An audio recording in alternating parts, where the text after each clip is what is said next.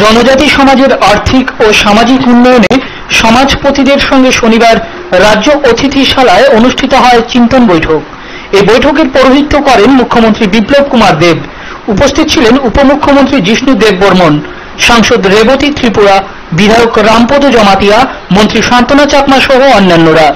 রাজ্যের বিভিন্ন প্রান্ত থেকে সমাজপতিরা এই বৈঠকে অংশ নেয়। কোভিড-19 সংক্রমণ মোকাবেলা এবং লকডাউনের পরবর্তী পরিস্থিতিতে রাজ্যের অর্থনৈতিক ব্যবস্থাকে চাঙ্গা করতে কি কি পদক্ষেপ গ্রহণ করা হয়েছে তা বৈঠকে তুলে ধরা হয়। রাজ্যের জনজাতিদের কল্যাণে এবং এডিসির সার্বিক বিকাশে রাজ্য সরকার এখনো পর্যন্ত কি কি সিদ্ধান্ত কার্যকর করেছে তা বিভিন্ন জনগোষ্ঠীর নেতা এবং প্রতিনিধিদের অবহিত করা হয়।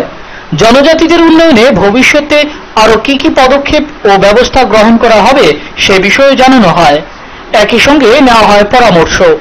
এদিনের বৈঠকে বক্তব্য রাখতে গিয়ে উপমুখ্যমন্ত্রী জিষ্ণু দেববর্মন বলেন, রাজ্যের ইতিহাসে প্রথমবার রাজ্যের মুখ্যমন্ত্রীর সঙ্গে সমাজপতিদের আনুষ্ঠানিক বৈঠক হচ্ছে। এই সরকার ও প্রধানমন্ত্রী দৃঢ়ভাবে বিশ্বাস সমাজকে নিয়ে উন্নয়ন করার বিষয়ে। বিশেষ করে আদিবাসী সমাজের সোশ্যাল কাস্টম অন্যরকম, সমাজকে বাদ দিয়ে কোনো জাতির উন্নতি হয় না। তাই মুখ্যমন্ত্রী উদ্যোগ নিয়েছেন সমাজপতিদের সঙ্গে মতের আদান প্রদান করার। এ সরকার কি করেছে 2.5 বছরে তা সকলের সামনে তুলে ধরা হয়েছে, আর কি কি করণীয় সে সম্পর্কে অবগত হওয়া হবে। রাজ্য সরকার চায় এডিসির উন্নতি যেন ত্বরান্বিত হয়, পরবর্তীকালে এডিসি যেন জাতি এবং সমাজের উন্নয়নের একটি অস্ত্র হয়। বিগত বহুদিন ধরে এডিসি একই দলের হাতে ছিল, যে উন্নতি হওয়ার কথা ছিল তা হয়নি। এ সরকার শিক্ষা, কৃষি ক্ষেত্রে যাতে জনজাতিরা যাতে উন্নতি করতে পারে সেদিকে বিশেষ নজর দিয়েছে। 12টি ব্লককে চিহ্নিত করে বিশেষভাবে ঘোষণা করা হয়েছে। এ সমস্তগুলি জনজাতি এলাকায় রয়েছে। এই ব্লকগুলিতে জনজাতিরা প্রচুর পরিমাণে রয়েছে। তাদের আক্ষরিক উন্নতি চায় সরকার। রাজ্যে বহু সরকার ক্ষমতাসীন ছিল, কিন্তু দুঃখ ও দুর্ভাগ্যজনক বিষয় হলো যত জোরে স্লোগান উঠেছে এত জোরে উন্নতি হয়নি। বড় বড় কথা হয়েছে, কিন্তু কাজের কাজ কি হয়েছে এ সম্পর্কে সকলে অবগত। এডিসি এবং জনজাতিদের উন্নয়নে রাজ্য সরকার কাজ করে চলেছে বলে জানান উপমুখ্যমন্ত্রী জিষ্ণু দেববর্মন।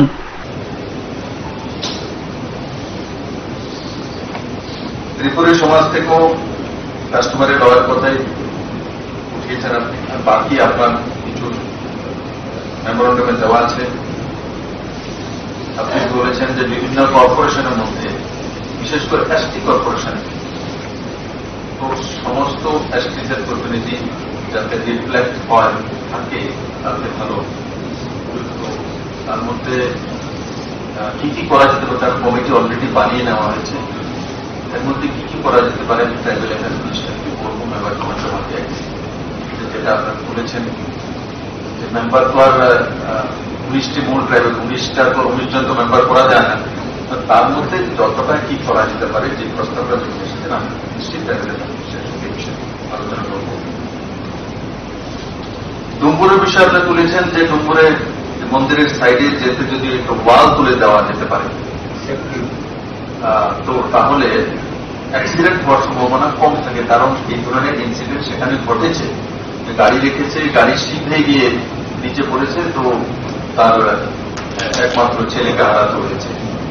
তো আমরা সবাই সেই বিষয়ে অবগত আছি। তো সেটাকে কিভাবে করা যেতে পারে আপনি বলেছেন প্রায়োরিটিতে যাতে এটা করা হয় সে বিষয়ে রাজ্য সরকার তাড়াতাড়ি দেখবে। আগরতলা থেকে নিজস্ব প্রতিনিধির প্রতিবেদন, দুরন্ত টিভি।